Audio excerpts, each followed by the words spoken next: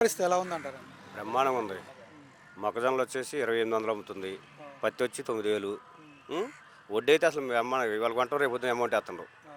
పత్తి డబ్బులు కూడా ఇప్పుడు అసలు 24 గంటలు డబ్బులు పడుతున్నాయి. హ్మ్. రైతులు బాగా హ్యాపీగా ఉన్నారు. హ్మ్. మొన్న వరదలకి నష్టపరిహారం వచ్చింది కదా. హ్మ్. ఇప్పుడు నష్టపరిహారం రేపు ఎల్లుండి వేస్తుండ్రు. ఎకరానికి 28,000 అంట. హ్మ్. అది కూడా చేశారు. హ్మ్. ఇబ్బంది ఏం లేదు. పొలం కూడా ఇప్పుడు మొన్నటిదాకా 3 కోట్లు 2 కోట్లు అన్నారు. ఇప్పుడైతే 5 కోట్లు అంట హ్మ్. రోడ్డు అనుకోని. హుహు. అంత ఇదిగా ఉంది పరిపాలన. చంద్రబాబు నాయుడు ఎంత అద్భుతంగా తయారు చేస్తున్నారండి. బ్రహ్మాండం. అది మీ ఒక్కరికే వస్తుంది, అందరికి వస్తుంది. అందరికి వస్తుంది. మోహొక్కలకి ఎట్ట వస్తుంది? హ్మ్. అందరికీ. హ్మ్. మా ఊరికి వస్తుంది, పరిటాలకు వస్తుంది. ఆ! మరి ఎవ్వరికి లేదు కదా! వాళ్ళతో మాకెందుకు, మాకు వస్తుందిగా, మేము తింటే చాలు. హ్మ్. మరి రాజధానిలో కూడా ఇప్పుడు అసలు ఫ్లాట్లు తగ్గుంటున్నారుగా. రియల్ ఎస్టేట్ ఫుల్ హ్మ్. ఎంజాయ్గా ఉంటాయి. హ్మ్. ఇప్పుడు మీరేమో రైతుల పరిస్థితి దారుణంగా ఉందని చాలామంది అంటున్నారు. యూరియా ఎలా దొరుకుతుంది మీకు? ఈరేనా మాకు ఫ్రీగా ఊరికే దొరుకుతుందిగా. హ్మ్. కావాలని ఫోన్ చేస్తే మాకు వచ్చేస్తుంది, ఇళ్ళకి వచ్చేస్తుంది. హ్మ్. ఇబ్బంది ఏం లేదు. హ్మ్.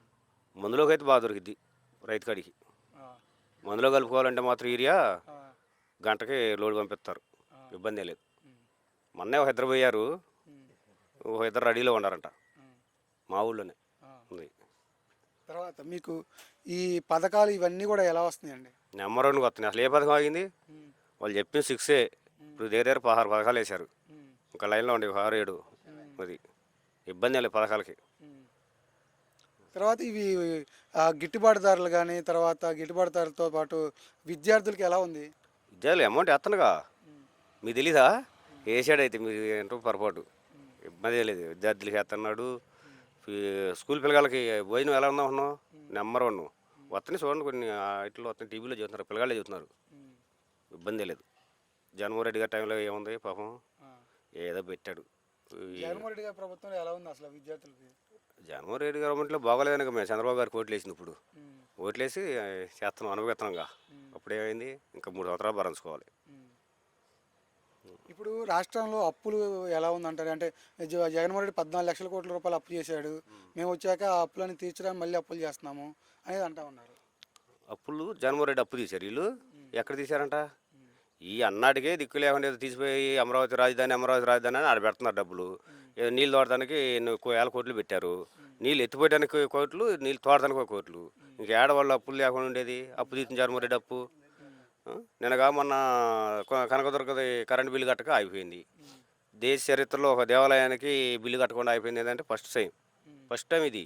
నాకు తెలిసి కూడా ఒక 20 సంవత్సరాలు తిరుగుతున్నాయి కూడా. హ్మ్. ఫస్ట్ టైం ఇది. హ్మ్. అది అంత ఇదిగా సూపర్ పరిపాలన ఉంది. కానీ అదే కనుక జగన్మోహన్ రెడ్డి ప్రభుత్వంలో ఉండి ఉంటే, ఇప్పుడు కనుక జగన్మోహన్ రెడ్డి ప్రభుత్వంలో ఆ దేవాలయానికి కనుక కరెంట్ తీసి ఉంటే దీన్ని ఎలా చూసేవాళ్ళు అంటారు? అంటే జగన్మోహన్ రెడ్డి అలోలియా యేసుప్రభాతన హ్మ్. అందుకే కావాలని హిందువులది ఇది చేశాడని అదే వాళ్ళు లేపేవాళ్ళు, తెల్లారిపాటికి లేపేవాళ్ళు. హ్మ్. ఈ పాటికి రాష్ట్రం అంతా అల్లకులాలుగా చేసేవాళ్ళు. హ్మ్. వాళ్ళకి కాబట్టి సరిపోయింది, ఏ ఊరికి మాట్లాడరు. హ్మ్. ఒకవేళ ఎవడైనా మాట్లాడిన అనుకో రెడ్ బుక్ ఓపెన్ చేయడమే. హ్మ్. రేపు ఇదే టయానికి లోన్ తగ్గుతారు తీసిపోయి. హ్మ్. ఇబ్బంది లేదు. రెడ్ బుక్ వైసీపీ వాళ్ళు భయపడుతున్నారంట. భయపడితే ఇవన్నీ ఎందుకు తడతారు? హ్మ్. మన జగన్మోహన్ రెడ్డి పుట్టినరోజు చూశారుగా మీరు, హ్మ్. అది ఎలా ఉంటుంది. హ్మ్. ఇప్పుడు అమరావతిలో ఒక రైతు చనిపోయాడు. దీన్ని ఎలా చూస్తారండి? వాళ్ళు అసలు కూడ ప్రభుత్వంలో కనుక. కోట ప్రభుత్వాలు అసలు ఎవరన్నా దాని గురించి మాట్లాడిన వాళ్ళు ఉన్నారా? ఆ. అదేదో జరిగిందిలే అన్నట్టుగా తేలిగ్గా తీసేసుకున్నారు. హ్మ్. అతను ఒక మినిస్టర్ నారాయణ ముందు జరిగితే హ్మ్. దాన్ని పట్టించుకునే నాదులు లేడు. హ్మ్. అది అలా ఉందన్నమాట. లైట్గా తీసుకున్నారు, అసలు దాన్ని ఎవడు మాట్లాడేది ఎవరు ఉండరు. ఆ. అదే జగన్మోహన్ రెడ్డి గవర్నమెంట్లో జరిగిందనుకో ఈ హ్మ్. పాటికి ఆ చుట్టుపక్కల ఊళ్ళన్నీ ఇదిగా చేసేవాళ్ళు. హ్మ్. అలా ఉంటుంది అనమాట. అంటే అమరావతి డెవలప్మెంట్ కోసమే కదా చంద్రబాబు నాయుడు ఎంత కృషి చేస్తున్నారు. ఎక్కడ డెవలప్మెంట్? ఇదిగో మన ఇప్పుడే వదిలినట్టుండే రెండో విడత భూసేకరణ తీసుకుంటాను ఊళ్ళ పేర్లను ఇన్ని ఎకరాలు కూడా వేసిండు. హ్మ్. అది వాళ్ళకి ఎన్ఆర్ఐలకి ఇవ్వడానికి తప్ప రాజధానికి అంత అవసరమా? హ్మ్. అసలు పనికిరాదు అది రాజధానికి. హ్మ్. అసలు రాజధానికే పనికిరాదు ఆ పొలం. యువతకి ఉద్యోగ అవకాశాలు ఎలా ఉన్నాయండి? వచ్చినాయి ఇప్పుడు 3 లక్షల ఉద్యోగాలు వచ్చినాయంట. హ్మ్. రేపు మొత్తం 2 లక్షలు 5,000 లక్షలు వదులుతుండ్రు. హ్మ్. ఇస్తాడు, ఇబ్బంది ఏం లేదు.